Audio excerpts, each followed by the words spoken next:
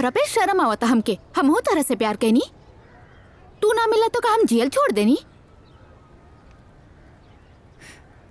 हम तोहरा के धोखा तो ना देनी ना। अरे हम तोह के मर्द समझ के प्यार कैनी, लेकिन तू इतना बड़ा मौगा निकलबा हमरा के मालूम ना रहे। हम तो तोह के तोहर खुशी खाते छोड़ के गईनी। प्यार आज भी हम तरह से करीला, लेकिन शंकर तरह के ई हाल में देख के हम कैसे खुश रह सकता नहीं? कहा करें कचरी, उनके बिना कुछ अच्छा नहीं खिलागत। के रहली, कहाँ से एली, कहाँ चल गई, कुछ पता नहीं के। उनका के ढूंढी भी तक कहाँ ढूंढी, कैसे ढूंढी? तोहरा जिसन बड़ बुड़बक हम कहीं ना देखनी। अरे जेकरा साथे साक्षात भैरव बाबा होखस त शंकर, ओकरा के ढूंढने में कौन दिक्कत हो सकेला? का मतलब? तू ना समझबा। पहले अपन हुलिया चेंज करा और चला हमरा साथे। चला।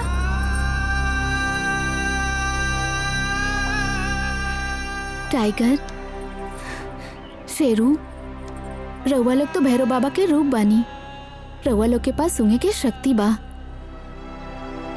तो रउआ लोग हमनी के मदद करी। और गौरी इहे मंडप से गइल बाड़ी। रउआ लोग पता लगाई कि गौरी ई मंडप से कहाँ गइल बाड़ी।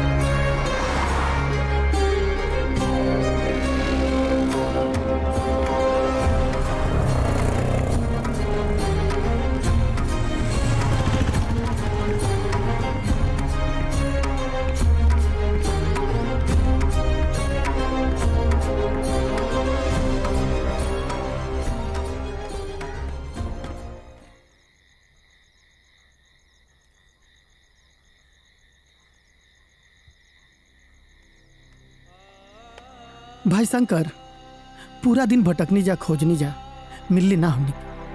अब कैसे खोजल जाए उनका के?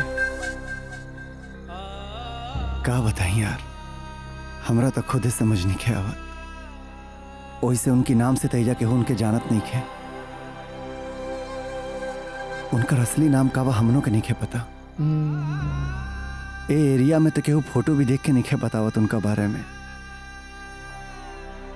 अब तो बस ऊपर वाला के सहारा बाटे। चला हिम्मते मर्दा मद दे खुदा, भोरे खोजल जाई। ए शंकर, ए नाश्ता करा। कहाँ ढूंढल जाओ भाई? बोला सब जगह तो ढूंढ लेनी जा, एन्ने उन्ने जाके। मिली है कि ना?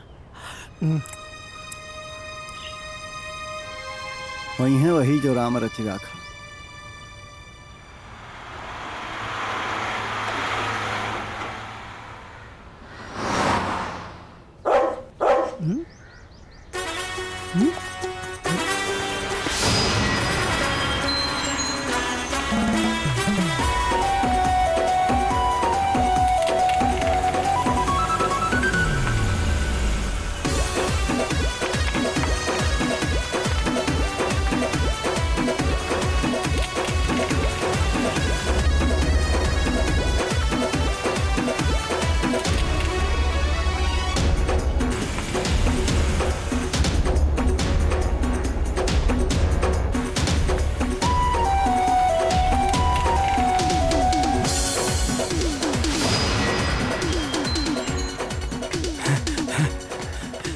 शेरू, कहाँ रहा वो गाड़ी में? वो गाड़ी के पीछे काहे भागत रहा? भाई कहीं ऐसा त ना कि वो गाड़ी में गौरी होकस?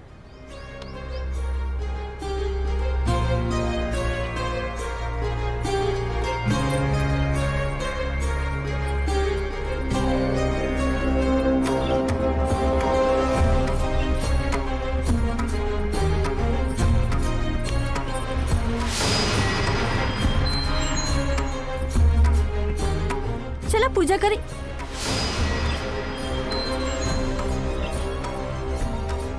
पूजा?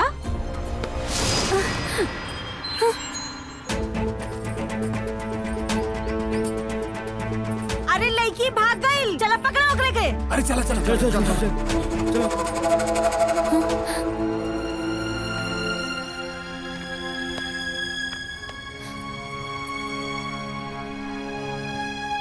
धोखेबाज। धोखेबाज? धोखेबाज। अरे तू धोखेबाज नहीं खुद और का बाड़ू? जब तोहरा जिंदगी में पहले ही से केहू रहे तो हमरा संगे प्यार के नाटक काहे कैलू? अरे तू धोखेबाज ना बच्चलन बाड़ू, बच्चलन। वाह शंकर वाह, पुरुष प्रधान देशा जौन मन में आवे कहला। यहाँ एगो औरत के का चलेला? कुछ न चलेला। वो तो खाली मर्दन के हाथ की कठपुतली होली सन, कठपुतली। हमरा के तोहरा से कोनो शिकायत नहीं की। हमार किस्मतें खराब बा, जेकरा चलते हम ओकरे हाथ के कठपुतली बन गेल बानी। कठपुतली? केकरा हाथ के कठपुतली?